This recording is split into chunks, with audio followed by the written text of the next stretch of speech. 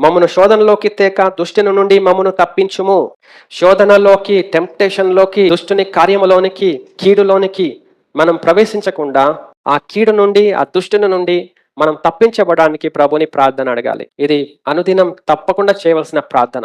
ఆ కీడు నుండి తప్పించబడాలి. ఏం కీడంటే మనుషుల మాటలు కీడు, మనుషుల ఇచ్చకములు కీడు, ఈ లోకపు నీతి కీడు, మన యొక్క గొప్పతనం, మన యొక్క నీతి కీడు, మన హృదయం ఆలోచన కీడు, మన యొక్క ఇష్టాలు కీడు.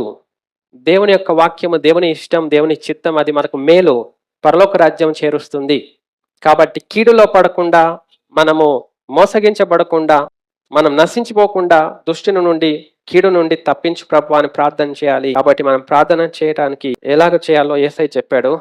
ఆ ఆత్మీయ విషయాలు మీరు ప్రార్థన చేయండి. దేవుని సహవాసంలో ఎలాగో ప్రార్థన చేయాలో ప్రభు వైపు చూసి చేయండి. యేసయ్య నేర్పినట్టు మనం ప్రార్థన నేర్చుకొని చేద్దాం.